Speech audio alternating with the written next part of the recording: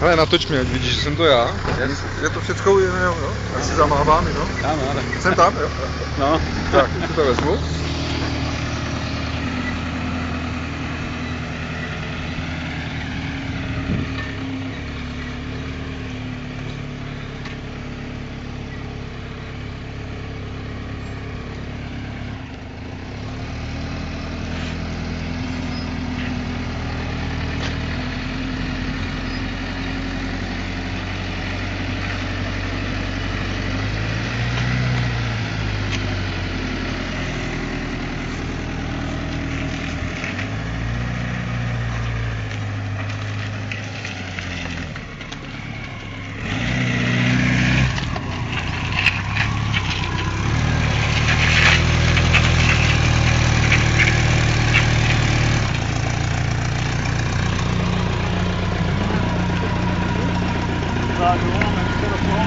Jo.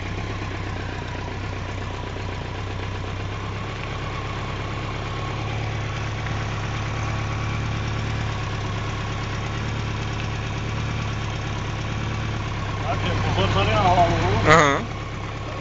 Pravá ruka, levá noha, pravá noha, takhle se normálně posadí. Chápu. Ok. To mě ještě natoč, tak mi to podá. Takže, levá ruka.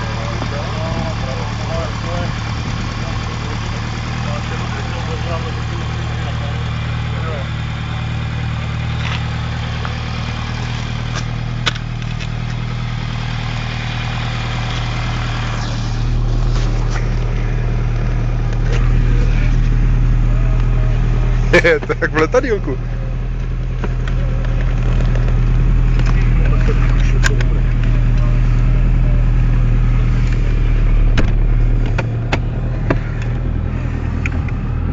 Tak teď se rozjedeme a uslyšíte takový zvuk. Už jsme zatáhli podvozek a už jedeme jako motocykl. To je pecka.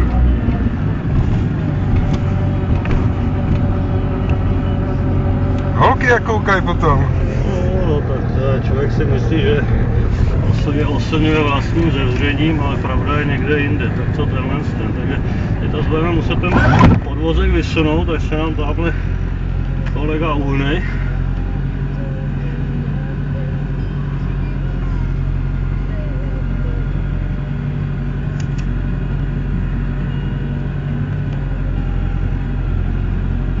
Takže v tomhle nemusíte mít ani přilbu. No, samozřejmě, že ne, to je.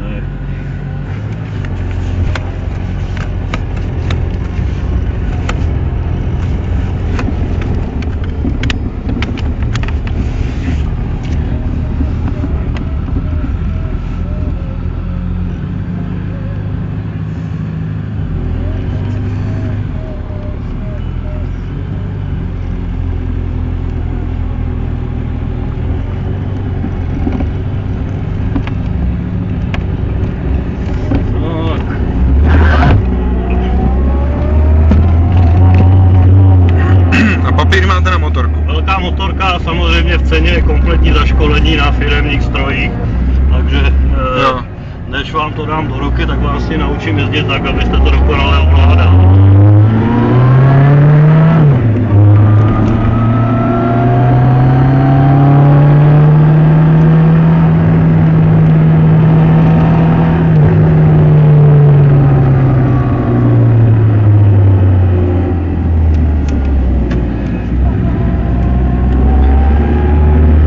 Jak jsou na vás zvyklí už, jo? Nejezdíme tady už první rok, takže tomu se tady nediví, takže takhle nějak to vypadá v dálníku. To je úžasné. A my tomu říkáme létání na nulových výškách.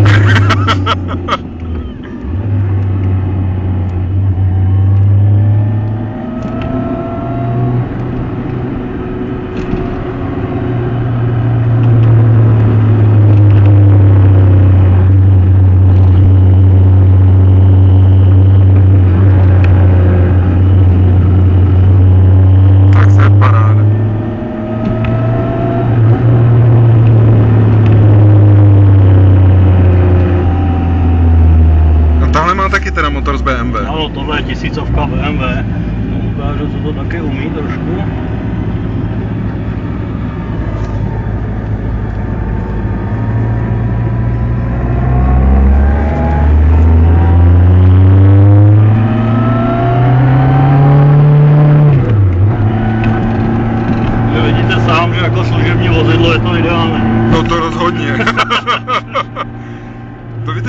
taky napadlo, jako jo, protože tím jezdit po schůzkách, tak to by byla pecka, no.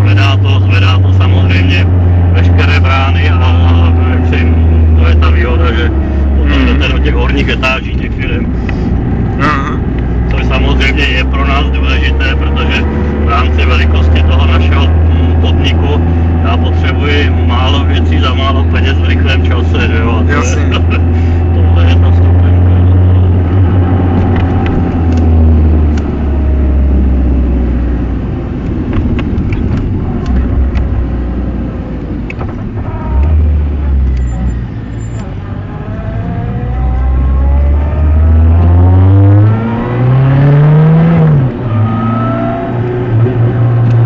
Ředíte jak? Tam je automat nebo ředíte jak nohou? Sekvenční řazení, já mám spojku na levý noze, brzdu na pravý a na řídítkách si předvolím přepínačem, kam chci řadit, jestli nahoru nebo dolů a stisknutím spojky zároveň zatáhne ten magnet ve správném směru, to znamená přeřadí o rychlost výš nebo níž, zároveň mechanicky oddělím spojku, jo, takže velice pohodlná záležitost, přijíždíte na křižovatku a najednou je tam červená, tak z té 4 to má 4 rychlosti dopředu, prostě 4krát sešlápnutím pedálu po správné předvolbě vlastně seřadíte do jedničky. Aha.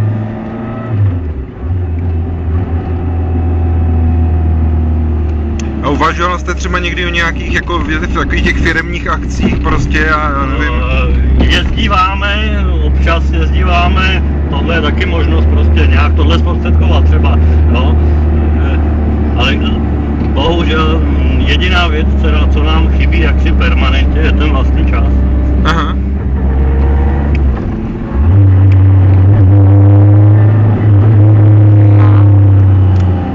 No a co by vám to mohlo přinést tady takovéhle třeba ty firemní akce? Tak samozřejmě možná se tam najde někdo, kdo zjistí, že to je smysluplné, že jo, se pohybovat takovýmto způsobem po silnici. Aha. Takže v podstatě my teda pořádáme co jak naše hlavní akce a na to se koncentrujeme, pronajímáme si tady v Brně okruh, vždycky v létě na 4 dny, Ano. kde v podstatě probíhá takový testování, řekněme, nebo i sranda závody a tam samozřejmě si zveme eventuálně potenciální zákazníky, takže to je de facto ta naše hlavní promotion každoročně, že jo, a zase pro, řekněme, uzavřený okruh potenciálních zákazníků, no, samozřejmě jisté předpoklady musíte splňovat, že jo.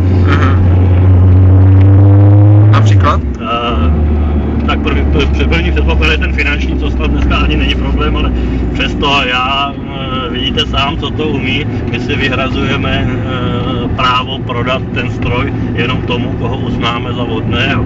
Aha. To je de facto jakkoliv to jako u Ferrari, jo, prostě. Jako u letadel. Jako u letadel. Prostě musíte absolvovat, musíte být způsobili samozřejmě, my si nemůžeme dovolit, aby v podstatě je to zbraň na 2 kolech, jo.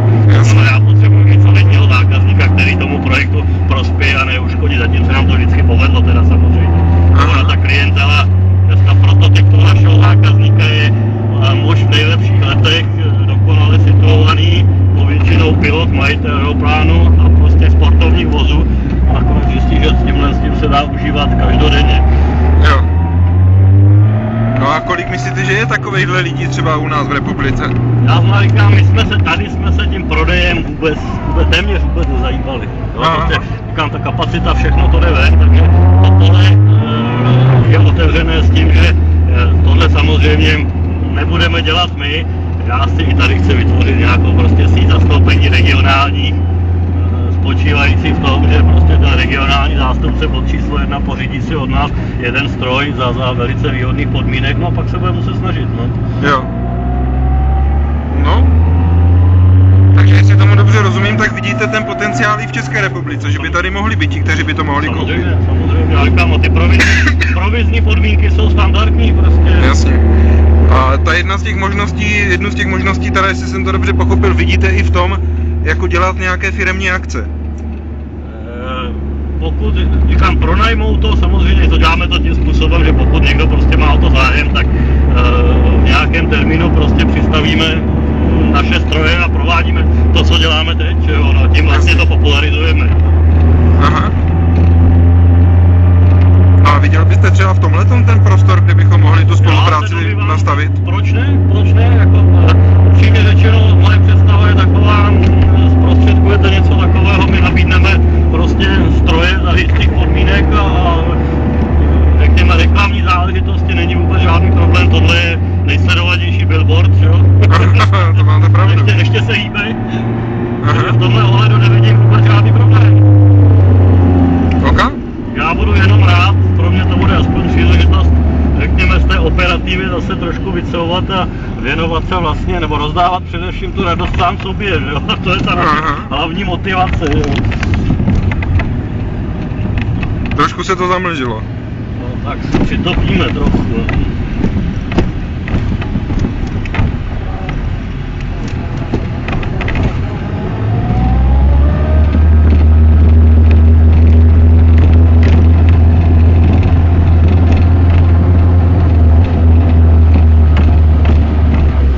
Tady je ten ominézní tlačítko, které když zapomenete, tak se to nevysune, ale teď se to ku podivu vysunulo.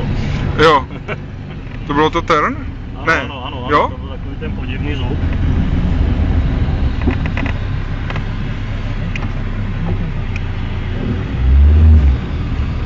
No úžasné. Kolega je tamhle nachystaný.